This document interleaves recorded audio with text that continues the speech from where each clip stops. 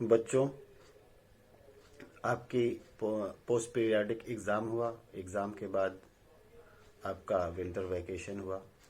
Winter vacation के बाद ये पहली क्लास है और आपका जो सिलेबस है वो पूरे सिलेबस में केवल 2 चैप्टर बचे हुए हैं। काव्य से आओ मिलकर बचाएं, जो कि निर्मला पुतुल द्वारा रचित है, और दूसरा गद्य का है भारत माता, जो कि पंडित जवाहरलाल नेहरू द्वारा लिखित है। तो मैं काव्य का जो अंतिम पाठ है, अंतिम कविता है, उसी को आज शुरू करने जा रहा हूं, जिसका नाम है आओ मिलकर बचाएं। इस कविता को निर्मला पुतुल ने लिखा है। निर्मला पुतुल का जो साहित्यिक परिचय है, मैं पहले उसको बताऊंगा आपको, साहित्यिक परिचय, उनका जीवन परिचय। उसके पहले उनकी कुछ पंक्तियां जो कि उनके व्यक्तित्व को, उनके कृतित्व को, उनके जीवन संघर्ष को उकेरती हैं, उसको आपके सामने बताना चाहूंगा।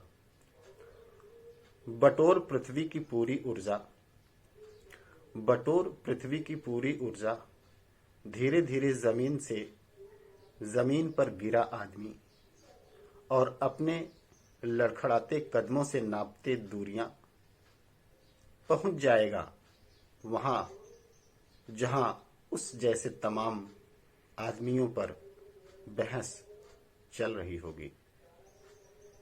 ये जो पंक्तियां हैं, नगाड़े की तरह बजते हैं शब्द, वहां से लिया गया है। तो निर्मला पुतुल का जो काव्य है वो कहीं न कहीं उस खोए हुए आदमी को खोज रहा है, उस खोई हुई आभा को खोज रहा है, खोए हुए संस्कृतियों और संस्कारों को खोज रहा है।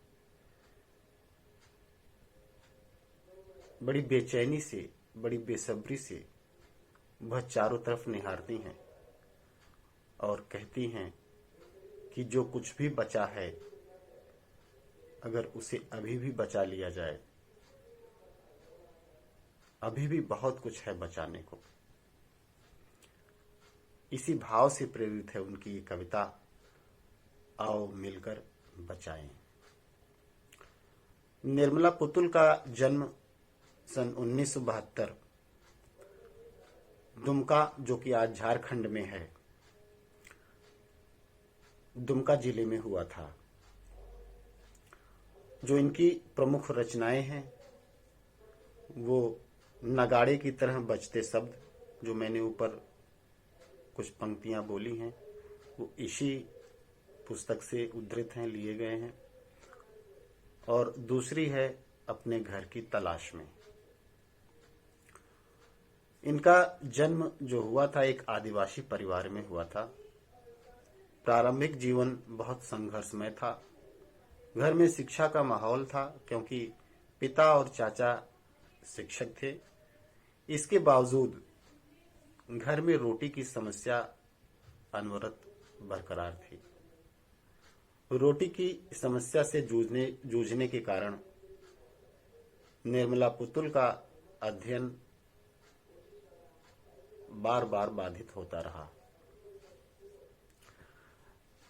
नर्स बनने पर आर्थिक कष्टों से मुक्ति मिल जाएगी, यह सोचकर उन्होंने नर्सिंग में डिप्लोमा लिया और काफी समय के पश्चात इग्नू से, इंदिरा गांधी ओपन यूनिवर्सिटी से स्नातक की डिग्री प्राप्त की। संथाली समाज और उसके रागबोध, संथाली समाज और उसके रागबोध से इनका गहरा जुड़ाव था, क्योंकि यह उसी समाज से आती थीं और शिक्षित और पढ़ी लिखी होने के कारण संवेदनाओं को उकेरने की जो इनके अंदर की प्रवृत्ति थी, उसने इन्हें साहित्य के मार्ग पर चलने को प्रेरित किया। इनका नर्सिंग की शिक्षा के दौरान बाहर की दुनिया से परिचय हुआ। दोनों समाजों की क्रिया प्रतिक्रिया से वह बोध विकसित हुआ, वह अनुभूति विकसित हुई, वह संवेदना विकसित हुई, जिससे वह अपने परिवेश की वास्तविक स्थिति को समझने में, महसूस करने में सफल हो पाएंगे। उन्होंने आदिवासी समाज की विसंगतियों को बड़ी तल्लीनता से उकेरा है, क्योंकि वह उसी समाज की अंग थीं, तो उसकी विकृतियों को भी उन्होंने उकेरा है। कड़ी मेहनत के बावजूद उनकी खराब दशा उन आदिवासियों की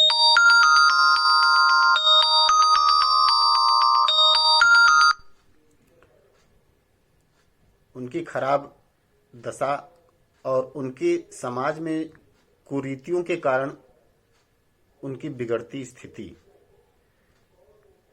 पूरी की पूरी पीढ़ी कुरीतियों के कारण पथभ्रष्ट, नष्ट भ्रष्ट हो रही थी। थोड़े लाभ के लिए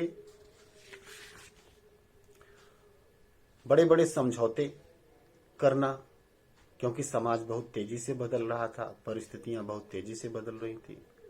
पुरुषों का वर्चस्व, स्वार्थ के लिए पर्यावरण की हानि, शिक्षित समाज का दिक्कुओं और व्यवसायियों के हाथों की कठपुतली बनना आदि वे स्थितियां हैं जो पुतुल की कविताओं के केंद्र में दिखाई पड़ती हैं।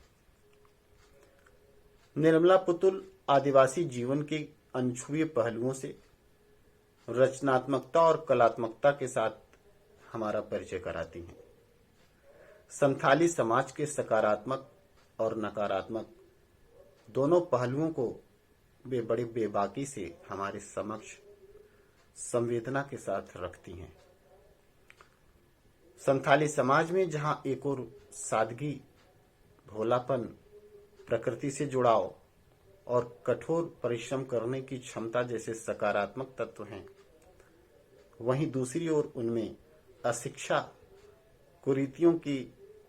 कुरीतियां, सामाजिक कुरीतियां और शराब और नशे की ओर बढ़ता झुकाव नकारात्मक तत्व हैं जो संथाली समाज को पतन की ओर ढकेल रहे हैं।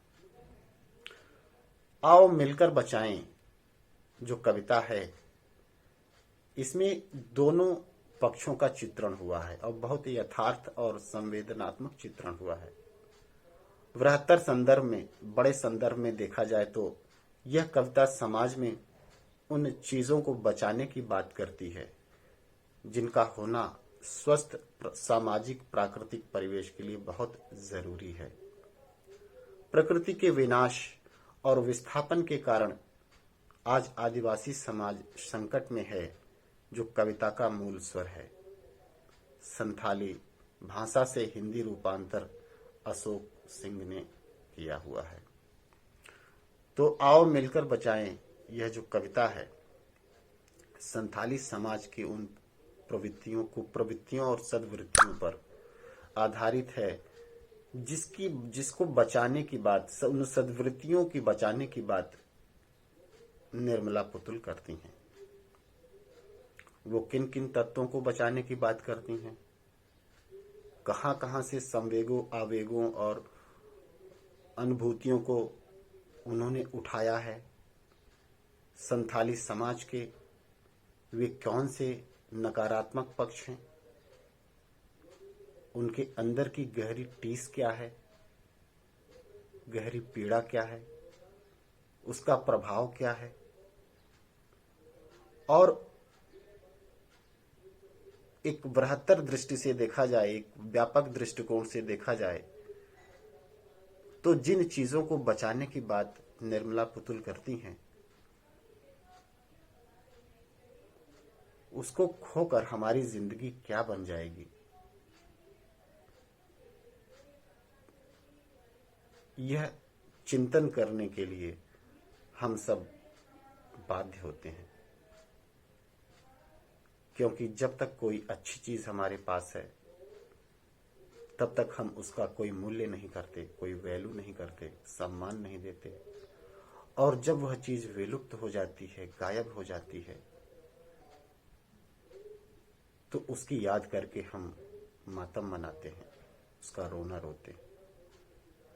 तो हमें वह न करना पड़े जो हमारे समाज में, विशेष रूप से निर्मला पुतुल जो संथाली समाज का उन्होंने दायरा लिया है। लेकिन मैं समझता हूं कि बात केवल संथाली समाज की नहीं है, यह बात व्यापक दृष्टिकोण से संपूर्ण समाज की बात है, पूरी दुनिया की बात है कि अगर इन सब चीजों पर वास्तव में चिंतन मनन किया जाए तो निश्चित रूप से हमारी संवेदनाएं, मानवता और मनुष्य का जो मूल स्वरूप है उसे हम बचाने में कामयाब हो पाएंगे। अन्यथा जिस रास्ते पर हम चल रहे हैं उस रास्ते पे चलने का जो अंतिम परिणाम है उसकी कल्पना करके मन सिहर उठता है। तो इसलिए यह कविता आज के संदर्भ में बहुत प्रासंगिक है, बहुत महत्वपूर्ण है। अगर हमें कल बचाना है तो आज हमें काम करना पड़ेगा, हमें बचाना पड़ेगा। मैं आज अपनी बात यहीं पे खत्म कर रहा हूं। कल मैं इस कविता की व्याख्या लेकर आपके समक्ष प्रस्तुत होऊंगा।